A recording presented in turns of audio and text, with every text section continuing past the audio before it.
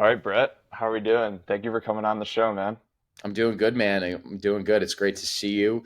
Obviously, we met for the first time at our alternative health summit in early June of last month. You were the road warrior. You made the trip out from Arizona to attend that, which we were incredibly appreciative of, and just really impressed by everything that you're doing at a young age. This show is fantastic, and I'm honored to be an early guest on the show. So thanks for having me. Thank you, man, for all the kind words. But yeah, it was a pleasure to go out there just to be able to see what you guys are building. And as far as like the Meat Mafia goes, what do you think are like the next steps for more events like that, or um, like what do you guys see as the future as you keep growing? Yeah, man, it's a good question. And I think the way to answer that is just with the context of, the Meat Mafia as a brand was founded in January of 2022 of last year. And there's really been a progression to what we're doing. So it started off just, Harry and I were two younger guys that had our own personal health journeys. I'd had ulcerative colitis, was on all this expensive medication, and through taking inventory and stock of the food I was putting into my system and incorporating the right measures from a diet and lifestyle perspective, I was really able to get off all those drugs and medications. And we just feel like the nutrition space is just very overcomplicated. There's like a few simple levers that everyone can be pulling to feel amazing and live the most badass life possible. So we just started sharing that content on Twitter. It started doing really well. The threads we were writing were taking off, which was amazing. And then the next evolution was, okay, well, why don't we create another medium through the form of a podcast where we can really interview the experts that can speak to nutrition and health and wellness in a way that we're not really able to.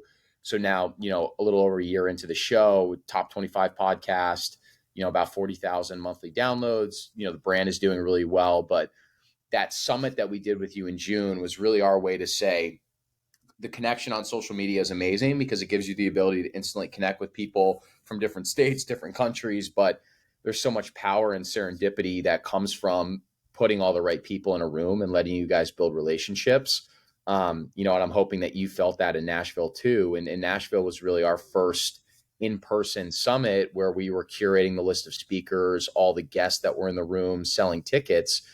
And even though we threw it together fairly quickly, we were really excited by the turnout and the connections that came in the space with the sponsors that attended, the people that were there. So I think when you think future of the brand with the goal being like, how do we genuinely fix the food system? Doing more in-person events are going to be integral to that, live podcasting experiences.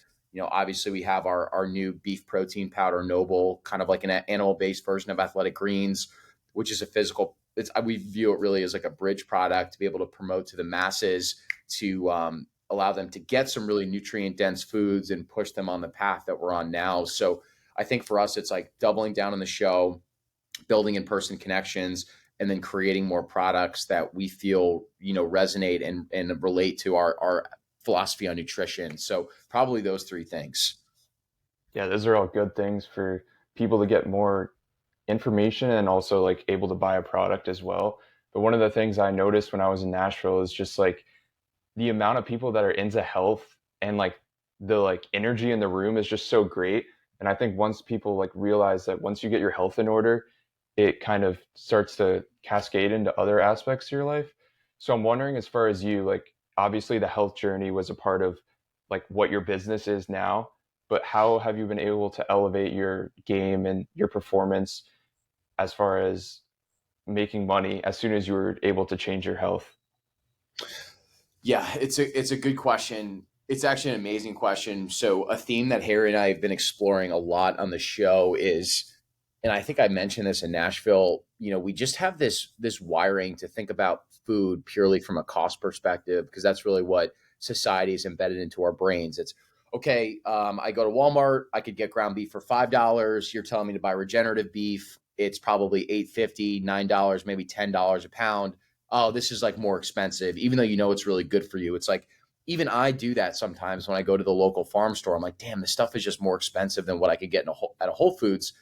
The reframing that everyone needs to do is, instead of looking at that piece of regenerative beef as a cost, you look at it like a holistic asset, which is what your question alluded to. So it's like, I don't look at that piece of beef as $10. I look at it as, what's the energy output that I'm going to be getting from that ground beef, right? So for me, it's like, okay, I get my diet under control. I feel amazing.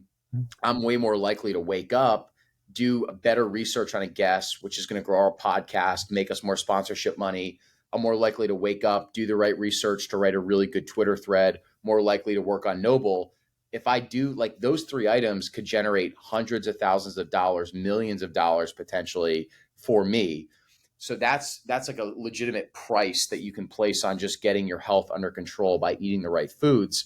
And then you take the priceless things, right? So you're a dad, you're in your 40s and 50s, you're 20 pounds overweight, you're lethargic, you have that slice of pizza, right after lunch, you want to pass out under your desk. You obviously don't want to go back home and you have the energy to play with your kids. It's like you do, but you literally don't, because you're so metabolically depleted by the food you're putting in your system. You start going animal based, cooking your meals. Wow, now you have all this energy where you can play catch with your son or play with your daughter. Now we're talking about like priceless investments. Hey, I've been doing this thing for 30 years. I'm 75. Now I can spend time with my grandchildren or like live a longer life for them. So for me, it's just food is really not a cost, regardless of the budget that you have. It's really a holistic asset that's going to generate you all this energy. It's going to generate you all this money. It's going to generate these priceless moments for you to have with your family. And we've unfortunately lost that as a society. And that's a big motivation that we have through the meat mafia, is to really like promote that messaging. I think part of it is like the packaged foods and like how cheap they are. And then also kind of the calories in, calories out thing we were like preach for Mm. so long, as far as just get as little, like, I don't know, we don't really care about the food that we're taking in. We're more so cared about just the calories. So is that one of the few things that you think, as far as like fixing the food system? Like what are some of the like tangible things you would look to try to change? Yeah, it's an amazing point. I probably sound like a broken record when I say this, but I remember being a sophomore in high school and being shown the documentary Food Inc. for the first time, which came out in 2009, and it's an amazing film. Michael Pollan narrates it, and a lot of those themes are still true to this day. Really, not much has changed since 2009. It's gotten worse, but Mhm. a lot of the themes still apply. And in the opening minute of the credits, he's kind of narrating, he's walking you through a grocery store, and the thing that he says is that in the average grocery store there's over 47,000 products, and they're controlled by about like 10 to 12 companies. So primarily when you're walking the inner aisle, that's where the majority of those products exist. And you see, different packaging, colorful designs, different logos. We just subconsciously assume that these are different brands, but they all roll up to the same 10 to 12 companies. It's like this mass consolidation and corporatization that's happened in our food industry. We can theorize and maybe talk about why some of those things have happened. Um, but for me, it's all just about like kind of getting yourself out of that deception, as a starting point, just choosing to eat in the outer aisles of the grocery store, because at a minimum of the outer perimeter, that's where your real food is going to exist. You're going to get your eggs, you're going to get your chicken, your fish, your jerky, your milk, your butter, things that you can really be basing the centerpiece of your diet. But it's really like this corporatization of food that's kind of gotten us into the situation that we're in now. So to really have the energy and the health that you desire, it takes this attention, this intentionality, almost like the desire to want to be a rebel, because this stuff is so cheap, it's so hyper palatable. If you look at go on LinkedIn and look in General Mills, some of the roles that they're hiring for, they're literally hiring for food scientists, right? It's like, shit, I don't want to eat something that's made by a fucking food scientist. Can I curse on the show, by the way? Yeah, go ahead. Okay. Yeah. Like I don't want to eat something that's made by a food scientist. Like I want something that's actually made by God and as nature intended, that's, raised in a pasture, that's a single ingredient real food. So and now these companies, they have such incredible marketing budgets. They almost are like tech companies in a way where, they have patents over the food, the seeds, everything. And they're hyper palatable, and it's just so commonly accepted. And now, when your dietary guidelines are telling you to eat 8 to 11 servings of whole grains a day and sugars, and Lucky Charms is more nutrient dense than ground beef and eggs, from like leading authorities on diet and food, it puts us in a really interesting predicament that we're in now, where, 70+% of Americans are overweight or obese. 40% of our kids are overweight or obese. 1 in 10 kids now have fatty liver disease, which is a disease formerly reserved for aged alcoholics. Our kids are getting it from sugar. So, you just kind of have to wake up to the things that are going on. And it's like, if what they were telling us to do was actually working, we wouldn't be this sick, fat, depressed, and stupid. So that's really like just the way that I see it. Mhm. Along the way, as you've like grown the meat mafia and stuff, you've been able to like go to farms and go to like attend conferences and speak. So what have you learned from that as far as just the process that goes into farming? It seems like it's not very advantageous for the farmer to like really sell their product. Like it's almost like harder for them to do it. Hmm. I don't know if you could speak to that as far as like the farming side of things, where it's a little bit harder for them to sell their product than like the other 12 companies we're mentioning that have the packaged stuff and all that. Dude, yeah. So when we started the show, we didn't know what it was going to turn into, but we were so hungry and fascinated to learn more. So, we're based in Austin, beef capital of the world. And we were like, you know what? Let's just go meet some of these farmers that we're connecting with. Like we had been told, hey, if you wanna be healthy, get as close to your food system as possible. Shake your rancher's hand. That's a big thing with the beef initiative that helped us in our early days. And if you look at a graph, the average size of a farm has done this over time, and the average number of farms has literally plummeted like this. So, what that means is that there's been this insane consolidation of farms where these larger farms have just bought up all these smaller farms because these smaller farms can't really compete. And now really subsidies are driving everything for like corn, wheat, and soy.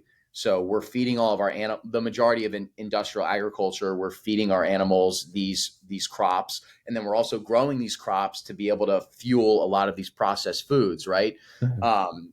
So it's kind of like this really weird like double edged sword where it's like damned if you are, damned if you don't. And when we went out and met a lot of these regenerative farms, it's like it's not uncommon where a farm has been in a family for 4 or 5 plus generations. Their great great grandfather started it, and they're technically asset rich, right? Because if they sold the farm, they could get thousands and thousands of dollars per acre, but they're cash poor because the margins are so tough on their business, right? It's like the majority of us are like, well, I'm just going to go to my local grocery store or my Walmart, get my meat. They're like, I don't know if I can pay 8, 9, $10 for some of this like regenerative meat. So you see these farmers out there that are like committed to these regenerative practices where they're doing things the right way. They're not tilling, they're not using synthetic fertilizers, they're truly supplying the most nutrient dense food possible. And their businesses have just been decimated because they can't really keep up to this like corporatization of agriculture that's kind of gone on. But um, I'm still encouraged because the regen movement has made an incredible surge the last couple of years. And like you even see it in Austin, you go to the local farmers markets, there are certain dairy farms where you have to like pre-schedule your milk in advance because so many people want to get the raw milk. A lot of Yeah. times the steaks are sold out. So I view that as like even if the meat's sold out, it's like that's a really good thing because that's clearly showing that there's customer demand for those things. So a huge thing moving forward is like, how do we really make ranching sustainable again? Is it possible? How do we teach these regenerative practices? How do we make them mainstream so the average consumer knows about it and they actually want to pay the little bit of a premium for farms that are doing things the right way? Because the majority of Americans are just conditioned to being like, I go to my grocery store, I pick up my steak, it's in a neat package, it's cheap, it tastes good enough, but they don't understand all the negative implications that come on the other side of that conventional raised beef. And the best way to learn is just to go out, like get your ass on the farm, shake their hand, ask them questions, and you'll be amazed by their story. And it's like, I don't want to give my dollar to anyone else because I actually have these relationships with these farmers and I can trust and verify where everything is coming from, right? It's like people are worried about vaccinations in cattle. They're worried about the breed of the cow. What are you feeding it? All those questions go away when you actually have a relationship with your farmer because you can ask them those questions and they'll give you the answers that you want to hear. Mhm. I actually like wrote a little thing about that as far as grocery stores versus like going to a farmer's market. And in Mm. my opinion, farmers markets are what the ideal like way to like buy stuff like Yeah. outside, not under LED lights, get to like meet the farmer. But it just seems like to people don't want to do that for some reason. So I don't know if it's just like once you get your foot in the door and start buying meat, then you would eventually go down the road. Hmm. But for you yourself, did you start with like regenerative meat, or did you start with just like when you went carnivore, you were just doing like the normal meat and then you kind of like transitioned to the higher quality beef? I actually love this question. I'm really glad you asked that because it's something I think a lot about um, when we talk about it a lot on the show. So I think there's kind of two stages in the journey. The first stage is you kind of alluded to it. You kind of get your macronutrients and your basic foods under control. You learn how to eat. And then Mhm. the second part of that is like you actually care and are intentional about where it comes from. So for me, when I started the carnivore diet, it was 2019. I was 24 years old. I was living in New York City, not making a ton of money. And I started hearing about this carnivore diet and people that were effectively curing their autoimmune diseases by eating all animal products. So for me, I'm like, well, damn, why don't I try that? Because I don't want to be on drugs and medication the rest of Mhm. my life. What if I could feel better? So my budget was a lot of times I went to the local grocery store two blocks down. I would go to Whole Foods and stuff too because I thought that that was the healthiest option at the time. And Whole Foods still has pretty good quality products for the most part, but I was just like purely steak, eggs, cheese, chicken, some fish, a little bit of coffee.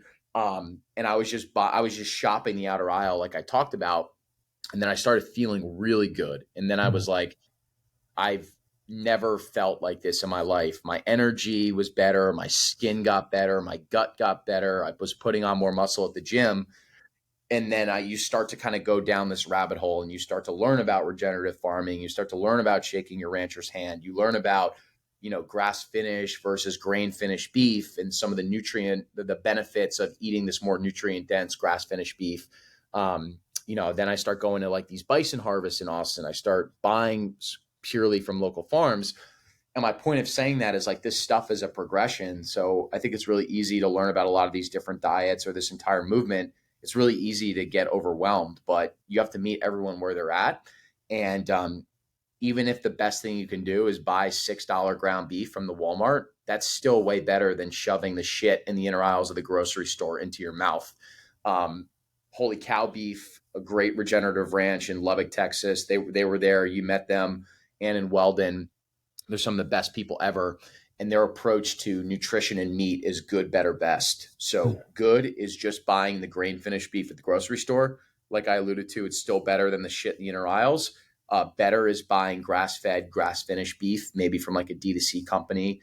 And then best is actually buying the grass finished regenerative beef from a local farm that's doing things the right way. So, um, but you don't need to start best. Good is still an amazing focal point that's going to get you 80, 90% of the way there. And then that last little cherry on top is like going and getting that best quality nutrition from a farm. But it's a progress like anything else, man. When I think about that too, I just think about how the cheaper meat is like, even though it's still good for you, it's a little bit um, like technically worse for you because it just doesn't have the same like omega 3 to omega 6 ratio and stuff. So I just think for like the people that have the ability to purchase the higher quality beef and they're like aware of it, I think it's like really important just to spread the message because eventually like if that's the norm, then that's just the norm and we're not like maybe we go to the store and there isn't even like grain finished beef. Obviously that's like a ways down the road, but I think it always starts with just like education as far as yourself. And that's why like when I found your podcast, I was so happy because I was like, I'm already like buying like this meat like on my own, like trying to do this. And I thought like that was kind of like abnormal because it's like Mm. I'm in college. Like luckily my parents were like paying for my groceries. So they were just like buying like they were allowing me to like do the subscription service for like some of these companies that allowed me to like try this better meat and I was like, all right, this is like way better. Like it tastes way better. And then also it's just like it's so much healthier for me. And I feel better when I'm like supporting like Shirt Tail Creek versus like going and getting 2.99 steak. Just to know that like I'm helping someone out. So that's why I think what you guys are doing is so great is because you're sharing to everyone like what has worked for you, and then also just um, kind of how you've like evolved. So it's like you don't think that it's like so far down the road. Like just start with this normal meat, and then we'll progress you towards the path. So I think that's really cool. But I, yeah, I mean, if I was to come out and just be like, you need to be doing regenerative grass finish from the start, that would literally be lying and disingenuous, because I'm like, literally what I was doing was I was buying a lot of the cheap cuts of meat and I mhm, was just cooking it day in and day out and just getting off of processed food and, drinking bone broth and getting good quality sleep and like doing all these things in tandem that really helped me heal my stomach. And the biggest thing is like, how do you just remove friction from this process to get someone started? And that's part of why we created our product Noble, our animal-based protein powder. Is like, what if the first thing you just do is like, instead of worrying about everything else, what if you just start prioritizing protein, right? mhm. It's amazing. Your body's 80% protein. It's satiating. It's going to help you in so many different facets.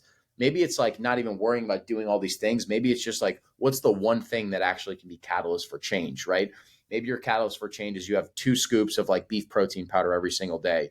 Maybe your catalyst for change is I'm going to cook one steak every single night. I'm going to order out food in my office during the day, but at night I'm going to cook one meal. Like, just starting with these things and then trusting that you'll start to feel better and you will progress, and you'll look back in a year and you're doing all of these different things, whether it's like buying regenerative meat, drinking raw milk, doing the sauna, doing the cold plunge, having the blue light blocking glasses, getting 8 hours of sleep, doing the journaling, and then you're a different person. But it was like that first step that got you to the 365 days later where you're effectively transformed.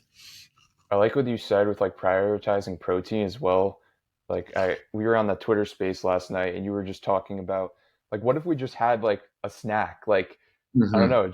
For me, it's just like too often there isn't just like meat there that like I want to have. So I think if people had the option or like knew of a different option, it would be they would maybe want to buy it. But also you have to overcome the fact that they don't want to really spend that much money on like a product that I don't know, just isn't like the norm for people to buy.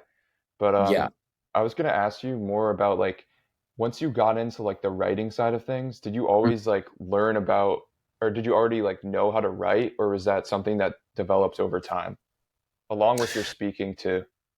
Yeah. So I graduated from college, Babson College in 2017. It's a small little entrepreneurship school up in Boston. And, I knew I eventually wanted to start something entrepreneurial, but I didn't know what that was going to be. But I felt this like pulsing in my blood. Like I felt like that's what I was called to do. Um, but I've always loved building relationships from the time I was a kid. I love, just connecting with new people, learning about them, asking a bunch of questions about their life, and I knew that I wanted to go into sales. So from 2018 up until the day I quit my job in 2022, I was in various sales roles. Big insurance company, small tech company, huge consulting firm, couple different jobs. But when I was younger, I loved to write. I loved to read. I loved to write. I used to write all the time. And like anything else, sometimes society kind of like breaks some of these things that are naturally intuitive to you. So, I love building relationships, but I went into sales because I thought that it made sense from a career path. I wanted to make as much money as possible. So to answer your question, one of the best things I ever did was that second sales job I had was a tech startup where I was employee number 30, and I was the first sales rep that they hired. So it was me reporting into the chief sales officer, which is one of the best things that ever happened to me, because for all the new clients we were adding, I was the only point of contact. So, I'm 23, 24, and I'm meeting with like a guy that's 55 that's a head of an insurance agency. So he's looking at me as a kid effectively, right? Because I'm still so new into my career. But I'm like, I need to close this deal. So I need to level my shit up so that I can build trust and rapport with him. So that's one of the things that I always recommend is like, if you're not ready to go out on your own path, be like an entrepreneur at a startup where you can have a lot of ownership and wear a lot of different hats. Because for me, my 2 years at that tech company, I was traveling around the country. I was meeting these incredibly successful entrepreneurs, and your game just starts to level up. And then eventually, no one cares about your age. They only care about how effective you are. So I was doing a lot of presentations. I was speaking all the time. I was on, 30, 50 sales calls a day. And that was really what honed, I think, my speaking ability. Mhm. I didn't do a ton of public speaking, but I was pitching all the time, which really helped. And something that helped me a lot was I would feel in the beginning a lot of pressure behind some of these sales calls. And then my mental model shift was, instead of trying to sell someone, what if instead I just go on this call thinking, I'm going to listen to them. I'm going to understand what their problems are. And maybe I just try and add value. And if we can, Mhm. great. And then if not, no worries. At least I built up a great relationship. That was really big for me. But in terms of like the public speaking and speaking ability, I think some of it comes a little bit innately. My dad is an amazing communicator. He's been in sales his entire career, but it was really the podcast and the volume of the podcast that really helped me a lot.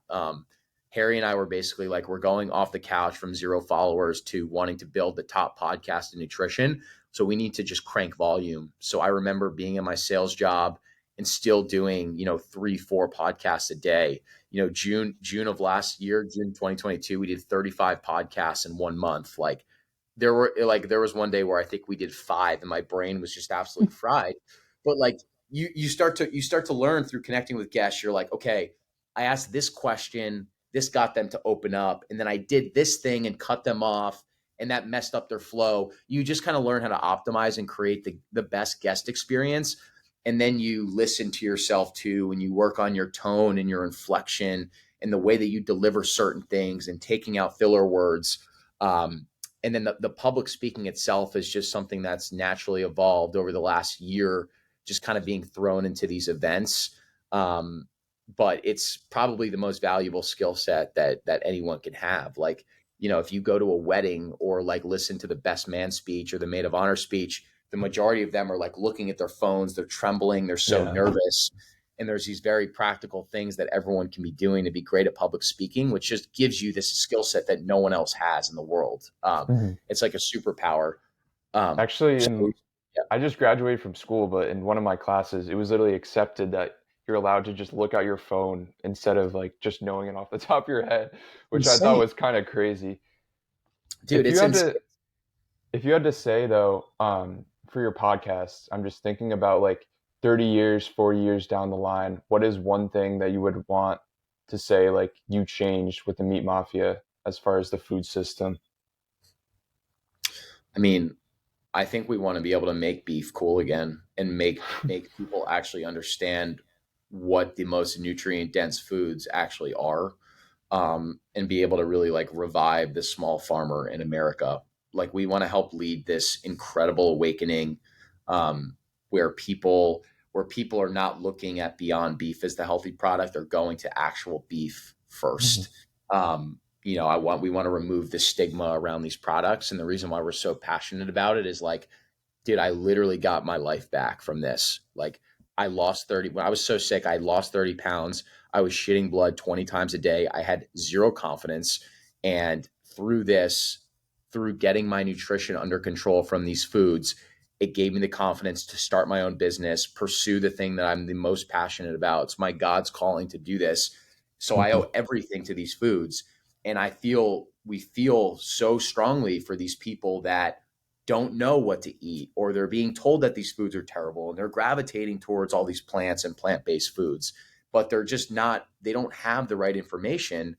So if we can actually get to a point where, we can market beef the same way that some of these other, tech companies are being marketed, people actually understand that like this stuff truly is good for you. I can't even imagine what'll happen. The obesity rate would absolutely plummet, diabetes rate would absolutely plummet. IQs would go up. We can't even fathom the output that would come from that. So I think getting to a world with the show where we're able to help lead the fact that animal products shouldn't be demonized and they're truly like nature's superfood, and we need to cherish these things. I mean, if we could accomplish that, that would be incredible. That would definitely be a change because I feel like the last 5 years it's been like don't eat meat, and I'm just like I don't know why. Like I don't know who's pushing it really, but it just seems like it's just not. It should not be a thing. Like I don't know. Like like you said, meat is just what we lived on for so many years, and I don't understand how people can now like go. I mean, like we know about like the saturated fats and all of that, like those studies and stuff, but it seems like now that like Joe Rogan's been having like Sean Baker and like people like that have like kind of disproved it. Like why do you think people still are now like gravitating to like the vegan path over meat when it's like kind of been debunked, but it's still not like fully widely accepted yet? So, another good question. Um, I mean, a lot of people think that the Seventh day Adventist church is like a catalyst for a lot of this plant based movement. So, the the way that I understand it, so John Harvey Kellogg, who founded Kellogg's cereal, was Seventh Day Adventist Church. It's like a devout religious group. They're based out of Battle Creek, Michigan. And what happened was, I forget, it's like Ellen White or Ellen Beth Cooper. We'll have to pop the name into the show notes, but she Mm-hmm. essentially had a vision from God in the 1800s that she should not be eating meat and meat is bad for you. She literally had a vision from God. This is real. This is all documented, and basically led this movement to be preaching the dangers of meat, the dangers of dairy, promoting a vegetable plant-based diet.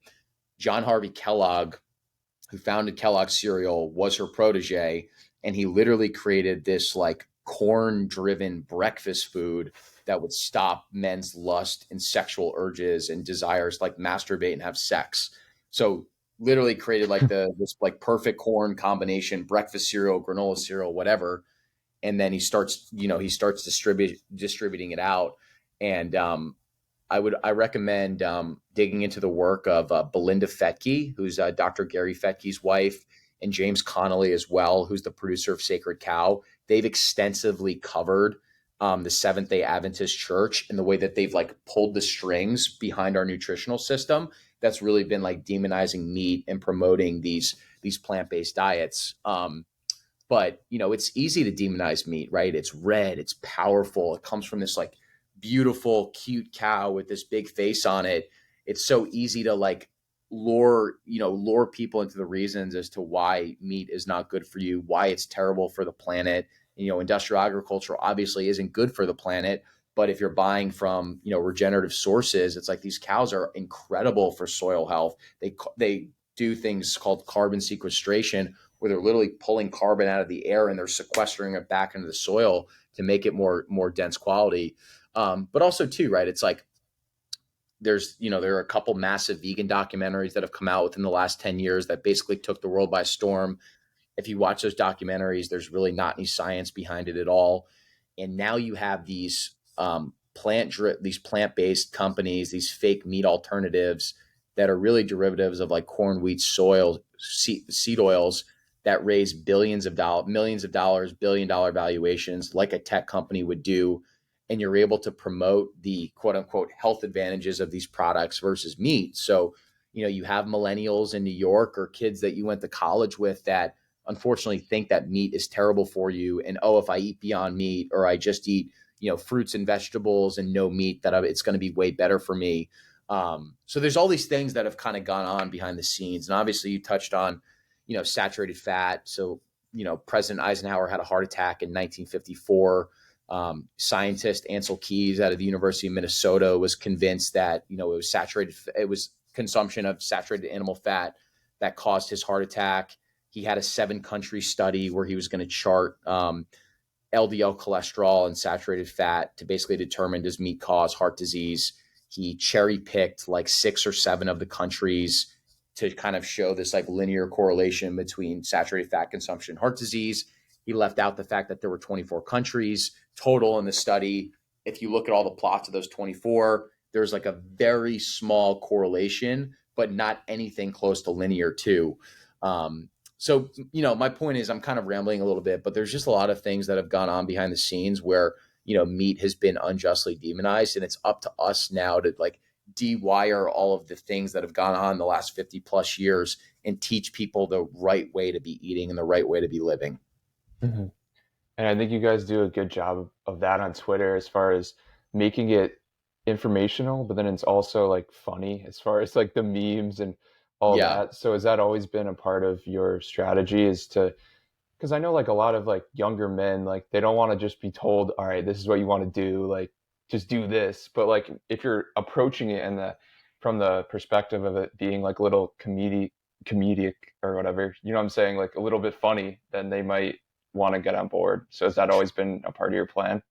Yeah, I think Harry's really good at that. I think I probably fall into the camp of maybe being overly serious at times Hmm. because I do think that this stuff is so dire and you should be eating like your life depends on it. And there's just so much misinformation that's led to chronic disease skyrocketing. It really pisses me off, to be honest with you. So, I have some seriousness around it, but at the same time, it's like you need to make this stuff fun and inviting and encouraging, and teach people how simple this stuff can actually be. Like the memes are fun, but even like when you think about not taking it too seriously and having fun, like dude, we've been started doing we do steak Saturdays here in Austin. So we say bring your own steak. We invite 5 to 10 buddies. We have steak at the house. They bring their steaks. We season it up. We grill it out together, and we just hang out and laugh and eat amazing food and forge some of the best conversations and connections that you've ever had. But like that's how you actually make this stuff sustainable. Is you have to be fun.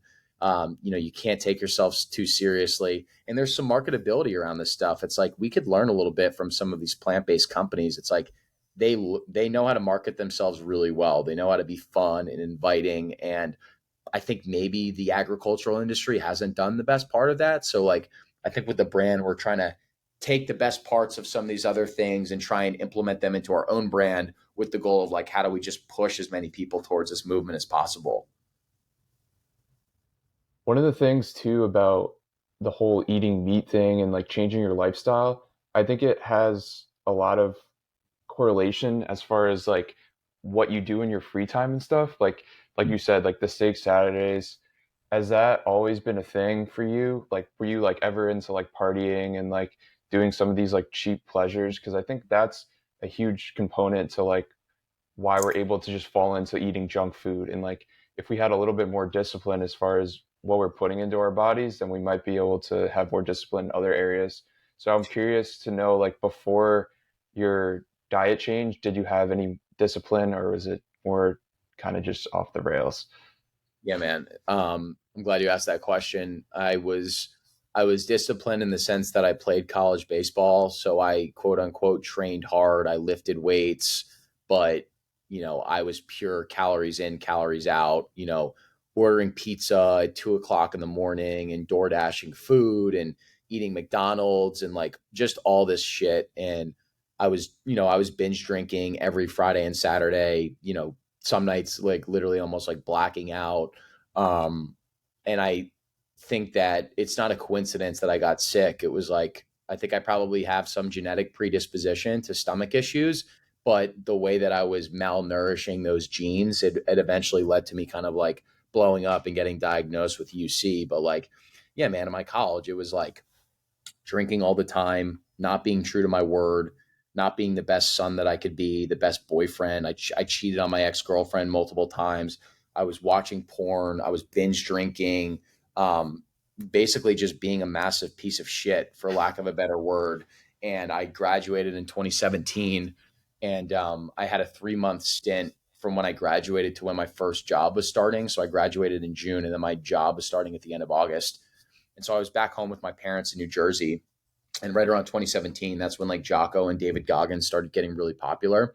And I was obsessed with their content. And one day it just hit me like, dude, like you're like a fanboy over their content, but you don't actually live the principles of like, you're basically just like mentally masturbating because you're not Mhm. doing anything that these guys are telling you to do.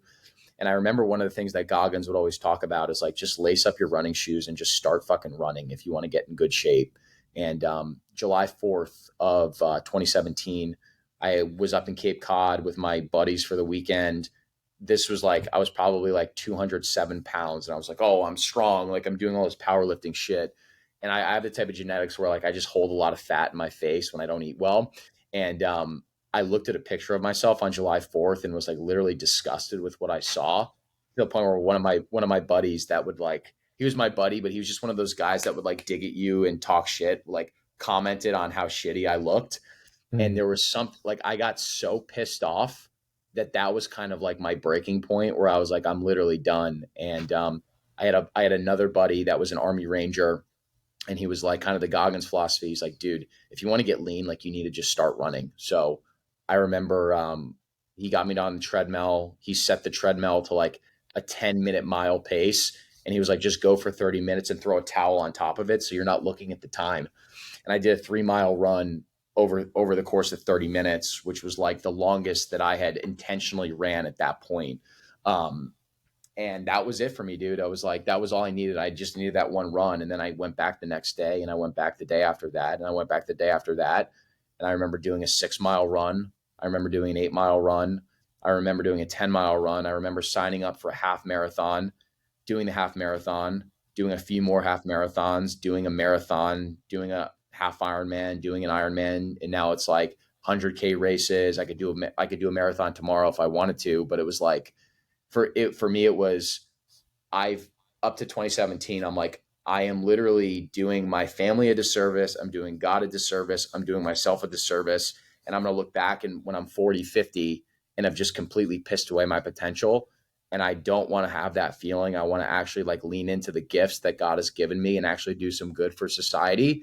And I think about that moment a lot because I see a lot of young men that are really struggling right now, being, addicted to porn, binge drinking, not doing the critical tasks that'll push their life forward. And like, I think the mindset that you need to have is, number one, if you do the right things, you're going to feel like the best version of yourself. But if you're a healthy male, you literally have an obligation to society to make it better, to beautify it, to make the world a better place than when you came into it. And that's just something that I'm gonna, I'll live by that statement till the day that I die. Mhm.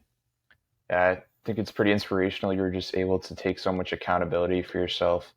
And I think like every man really needs to do that as far as for like just for your mental health. You can't just go Yeah. around just all right, everything's chill. Like, yeah, let's just relax and just go grab a beer and just chill. Like I think you need something that's really driving you to try to like change the world. So I think that's great. As far Yeah. as that Army Ranger who was like a mentor to you, was he like your main mentor, or was there anyone like in the Twitter and like podcast space that you looked to that like helped you build your following? Yeah, my buddy BJ was the ranger. He's one of my best friends, and just like, he's just so disciplined and just someone I've always admired. Um Virtually, I was listening to a lot of Jocko, just trying to instill this concept of extreme ownership. And probably the most impactful thing from him was just like making the decision to just set his alarm to 4 o'clock and just go to the gym every single day. And the reason why that was impactful for me is I worked in New York, but I was living in New Jersey, so I had a 2 hour commute into the office each way. So it basically got to the point where if I didn't do my morning run or hit the weights in the morning, I just wasn't going to go to the gym. So I had a very monk like period where for about a year I was waking up at like 4:05, 4:30 every day. I'd have my stuff packed for the night before. I wake up, drink my pre workout, go to the gym, crush a workout, shower, put my work clothes on, take the train in, crush it, come back home, have dinner, go to bed, pre-pack for and it was like this very monk-like routine. But that discipline essentially like changed my DNA. So even though I wasn't necessarily like carnivore yet or as intentional about my nutrition, I was still getting into the best shape of my life and building these habits. And like anything else, if you get that morning run in or that morning workout, it genuinely changes who you are as a person. So it's a long-winded way of saying there wasn't really anyone physically in my life that I was looking up to necessarily, but I was really just trying to consume the right content with the people that I admired, that I wanted to be like, and just take those principles, but actually apply them into my life. Not just listen to the podcast anymore, but actually do what they're telling me to do. Mhm. Was podcasting always something that you thought like down the road you wanted to start doing, or was it only after you found the success with Twitter? Yeah, it's funny you say that because in the middle of COVID, I actually started a podcast with one of my buddies from back home called we called it the Arena Podcast. So like based off of Teddy Roosevelt's concept of the man in the arena. And we got 5 episodes in. it was kind of I would do the guest outreach. He would do a lot of the editing. We released 5 episodes. I really enjoyed it. And then we recorded like 6 more. And then the backlog got so big. He got busy. I got busy.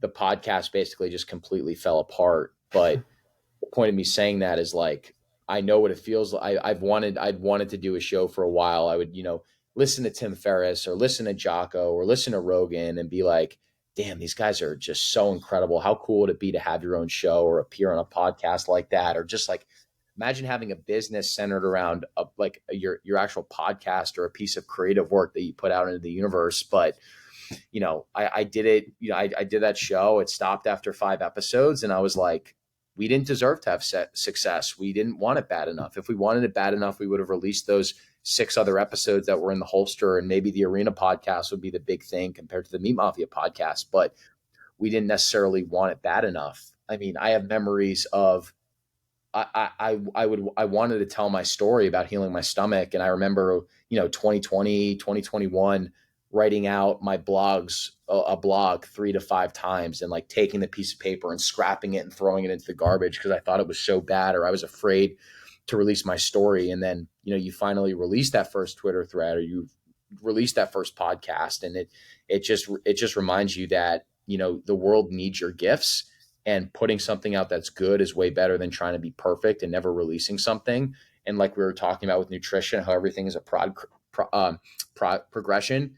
Your creative process is also a progression too, right? Like the shows that Luke is going to be doing a year from now are going to be drastically better than what they are right now.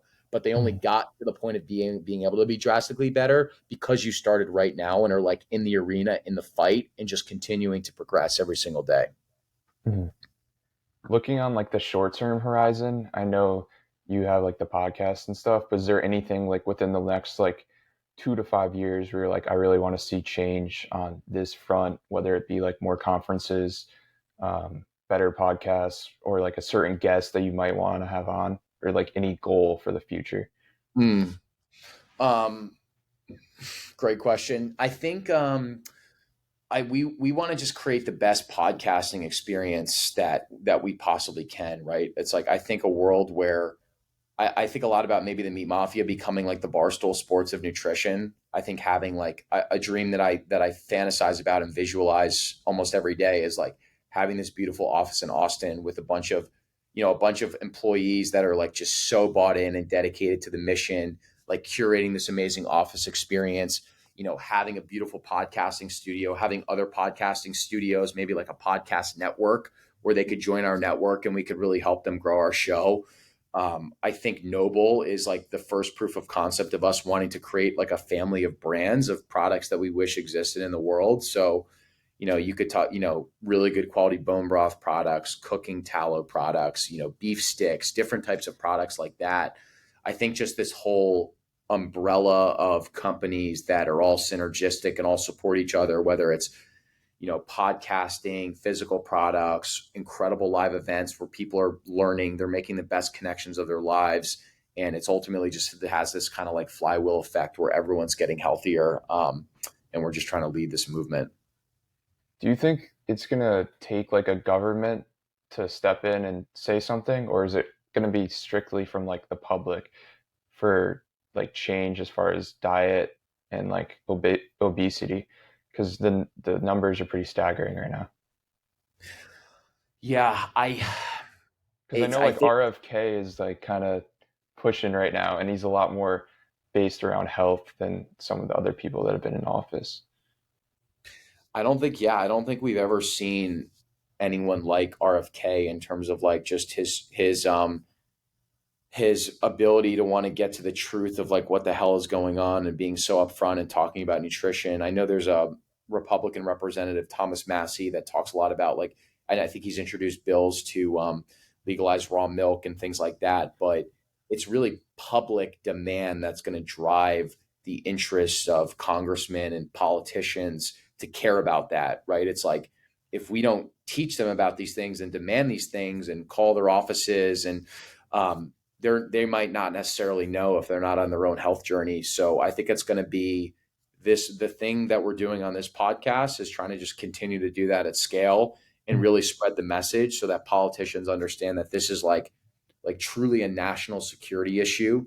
And if we don't do anything about it right now, I'm not really sure where society is going to be in the next 10 years. But I think for someone listening to this show, that change that you want literally starts with you, right? It starts with Mhm. no one else but you. It starts with you eating the right foods, cooking your meals, training weights, being dependable, being true to your word, and you spread that out to everyone else. It's like you're your own greatest sphere of influence, and you doing the right things then gives you the ability to spread it, and then we really build critical mass across everything.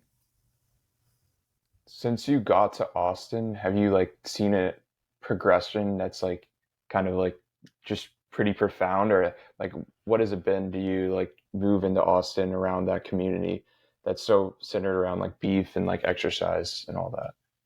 Yeah, I'm really glad you asked this question because I talked about this a little bit when Harry and I went on Danny Morana's podcast. And I was in New York City for 3 years. I'm from the Northeast, and city of millions of people. I felt really lonely just because I didn't feel like I necessarily had my tribe and community. I enjoyed being, quote unquote monk mode, or doing a lot of solo training and getting my nutrition under control. And I think there's a time and place to be solo and kind of just go internal. But when you find that tribe, that true tribe, it's like the ultimate force of energy, the ultimate push that you could ever want. And so, what I equate Austin, Texas being to is like if you were in finance, you would want to go to Wall Street. If you wanted to be in tech you would go to Silicon Valley, you'd be in San Francisco. If you want to be in the health and wellness space or the podcasting space, Austin, Texas is equivalent to like Renaissance Italy for an artist back in the day. I've never seen a collection of human beings, of gyms, of restaurants, of people that are purpose driven. I've never seen anything like it. It's like if you've never been to Austin and you're interested in health and wellness, like you need to just get an Airbnb for a weekend, come Thursday to Sunday and come hang out with us. And we'll literally blow your mind in terms of like the community that exists here. Stephen Pressfield, who's probably my favorite author, he wrote The War of Art and Turning Pro, which were two books that changed my life. He wrote this book called Put Your Ass Where Your Heart Wants to Be. And the theme around that is like if you want to be in the health and wellness space, like you need to physically go to the city that's going to facilitate that. If you want to be on Wall Street, you need to go to New York City. If you want to be in tech, you got to go to SF. If you want to be in this health and wellness space, this podcasting space, the CPG space, you need to move here. And through being in this community, you're going to make connections that you never thought possible. You're going to grow as a person. Like people are like, oh, how did your show grow so quickly? Yeah, we put in a lot of volume, but it was our relationships that we built by physically being in Austin, the people that we would organically meet at the gym or different types of networking events or wherever. That's really what's the catalyst to jumpstart the show. So I'm going to give you my hard pitch now. It's like I see a guy like you that recently graduated. You're so hungry. You're creating podcasts. You want to be in the space. It's like there's literally no other option for you than coming here, in my opinion. Like if you want to really be in like change your life and be able to build something meaningful in the space, like dude, by the time you turn 22, you're going to be like, holy shit, I can't believe where I'm at because I made the move there. I actually am 22 right now, so Oh, so maybe you're by the 20. time I turn 23. But yeah, I think I think it kind of started maybe with Joe Rogan, but the whole like influence just moving down there, I think has been pretty Yeah. astounding to just see like the amount of people there. So yeah, thank you for letting me interview you and get to talk to you. So we could wrap this up. Any last words you have?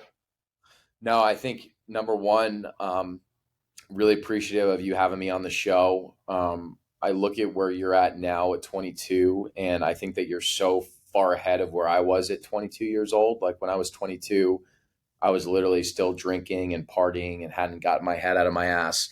And I see a guy like you that's like, you're so hungry, you're writing Twitter threads, you're putting out great content, you're doing a podcast, you're getting great guests on the show. And I'm just like, I think for you, if you just accept the fact that like you're just not going to stop shooting bullets, you're just going to keep going.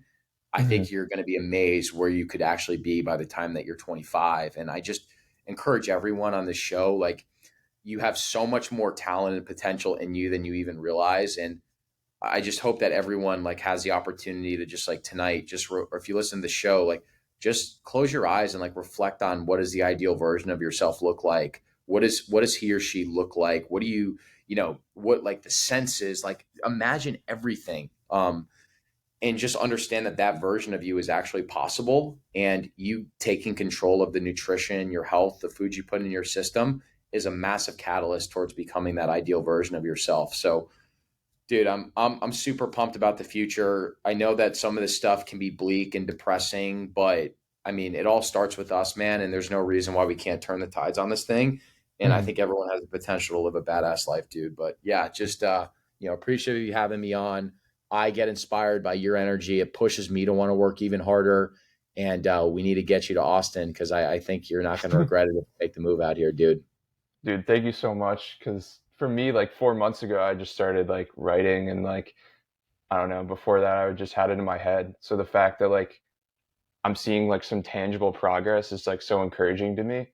But like I still know I have so much work to do as far as getting better. So um, thank you for Yeah. coming on and letting me get to talk to you. So yeah, Thanks, brother. yep.